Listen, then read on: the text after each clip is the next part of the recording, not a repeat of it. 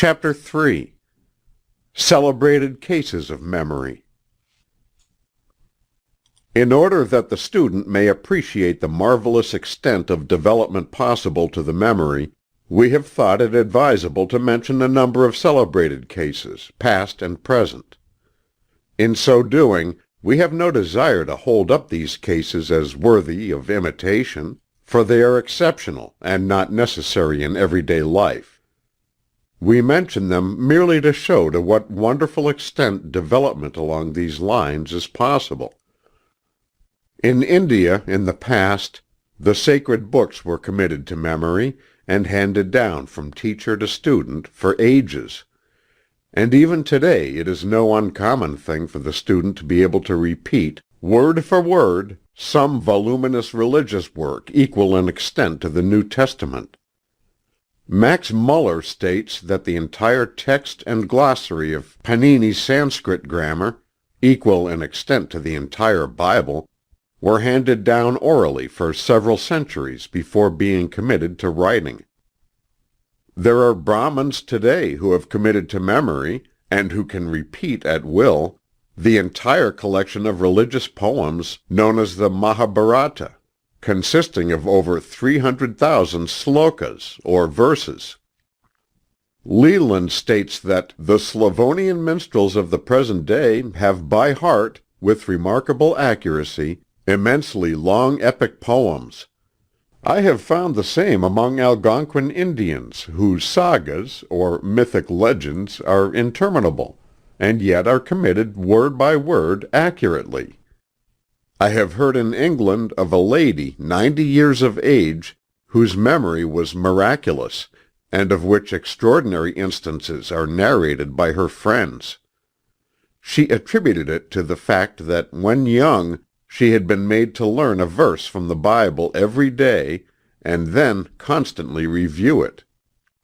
As her memory improved, she learned more, the result being that in the end she could repeat from memory any verse or chapter called for in the whole Scripture. It is related that Mithridates, the ancient warrior king, knew the name of every soldier in his great army, and conversed fluently in 22 dialects. Pliny relates that Charmides could repeat the contents of every book in his large library. Hortensius, the Roman orator, had a remarkable memory which enabled him to retain and recollect the exact words of his opponent's argument, without making a single notation. On a wager he attended a great auction sale which lasted over an entire day, and then called off in their proper order every object sold, the name of its purchaser, and the price thereof. Seneca is said to have acquired the ability to memorize several thousand proper names, and to repeat them in the order in which they had been given him, and also to reverse the order, and call off the list backward. He also accomplished the feat of listening to several hundred persons, each of whom gave him a verse, memorizing the same as they proceeded, and then repeating them word for word in the exact order of their delivery, and then reversing the process, with complete success. Eusebius stated that only the memory of Esdras saved the Hebrew Scriptures to the world, for when the Chaldeans destroyed the manuscripts, Esdras was able to repeat them word by word to the scribes, who then reproduced them. The Mohammedan scholars are able to repeat the entire text of the Koran, letter perfect. Scaliger committed the entire text of the Iliad and the Odyssey in 3 weeks. Ben Jonson is said to have been able to repeat all of his own works from memory with the greatest ease. Bulwer could repeat the Odes of Horace from memory. Pascal could repeat the entire Bible from beginning to end, as well as being able to recall any given paragraph, verse, line, or chapter.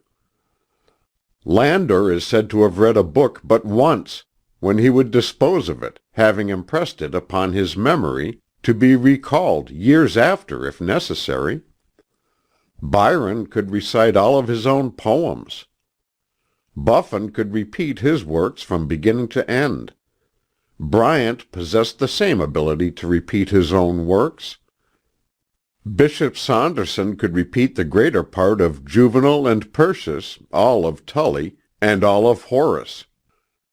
Fedosova, a Russian peasant, could repeat over 25,000 poems, folk songs, legends, fairy tales, war stories, etc., when she was over 70 years of age.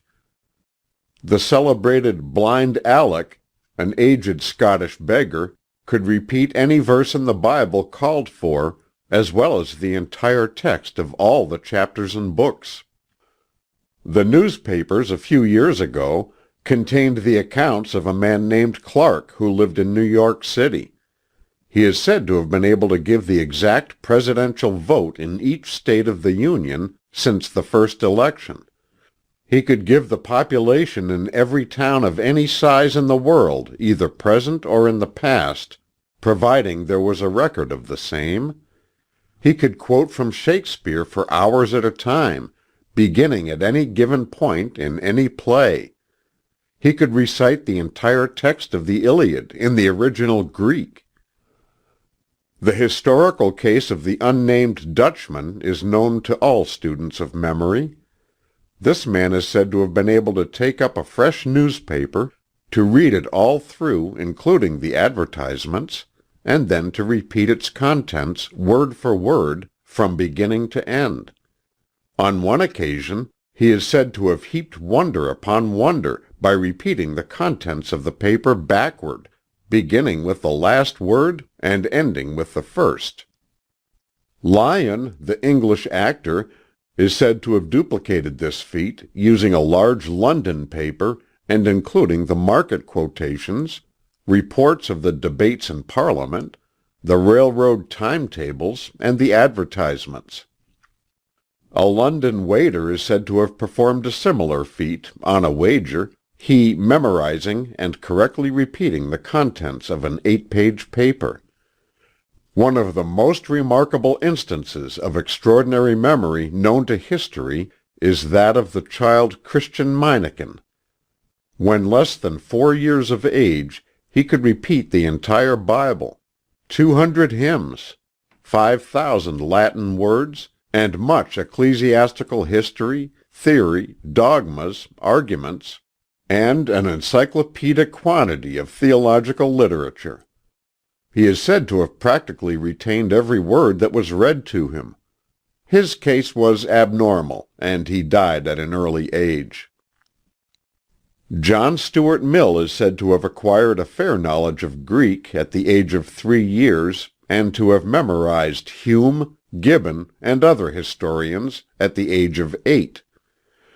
Shortly after, he mastered and memorized Herodotus, Xenophon, some of Socrates, and 6 of Plato's dialogues. Richard Porson is said to have memorized the entire text of Homer, Horace, Cicero, Virgil, Livy, Shakespeare, Milton, and Gibbon. He is said to have been able to memorize any ordinary novel at one careful reading, and to have several times performed the feat of memorizing the entire contents of some English monthly review. De Rossi was able to perform the feat of repeating 100 lines from any of the 4 great Italian poets, provided he was given a line at random from their works, his 100 lines following immediately after the given line. Of course, this feat required the memorizing of the entire works of those poets, and the ability to take up the repetition from any given point, the latter feature being as remarkable as the former. There have been cases of printers being able to repeat, word for word, books of which they had set the type. Professor Lawson was able to teach his classes of the Scriptures without referring to the book. He claimed that if the entire stock of Bibles were to be destroyed, he could restore the book entire from his memory. Reverend Thomas Fuller is said to have been able to walk down a long London street, reading the names of the signs on both sides, then recalling them in the order in which they had been seen, and then by reversing the order. There are many cases on record of persons who memorized the words of every known tongue of civilization, as well as a great number of dialects, languages, and tongues of savage races. Bossuet had memorized the entire Bible, and Homer, Horace, and Virgil beside. Niebuhr, the historian, was once employed in a government office, the records of which were destroyed. He, thereupon, restored the entire contents of the book of records which he had written, all from his memory. Asa Gray knew the names of 10,000 plants. Milton had a vocabulary of 20,000 words, and Shakespeare one of 25,000. Cuvier and Agassiz are said to have memorized lists of several thousand species and varieties of animals. Magliabechi, the librarian of Florence, is said to have known the location of every volume in the large library of which he was in charge, and the complete list of works along certain lines in all the other great libraries. He once claimed that he was able to repeat titles of over 500,000 of books in many languages and upon many subjects. In nearly every walk of life are to be found persons with memories wonderfully developed along the lines of their particular occupation. Librarians possess this faculty to an unusual degree. Skilled workers in the finer lines of manufacture also manifest a wonderful memory for the tiny parts of the manufactured article, etc. Bank officers have a wonderful memory for names and faces. Some lawyers are able to recall cases quoted in the authorities, years after they have read them. Perhaps the most common, and yet the most remarkable, instances of memorizing in one's daily work is to be found in the cases of the theatrical profession. In some cases, members of stock company must not only be able to repeat the lines of the play they are engaged in acting at the time, but also the one that they are rehearsing for the following week, and possibly the one for the second week. And in repertoire companies, the actors are required to be letter perfect in a dozen or more plays. Surely a wonderful feat, and yet one so common that no notice is given to it. In some of the celebrated cases, the degree of recollection manifested is undoubtedly abnormal, but in the majority of the cases, it may be seen that the result has been obtained only by the use of natural methods and persistent exercise. That wonderful memories may be acquired by anyone who will devote to the task patience, time, and work is a fact generally acknowledged by all students of the subject. It is not a gift, but something to be won by effort and work along scientific lines. End of chapter 3.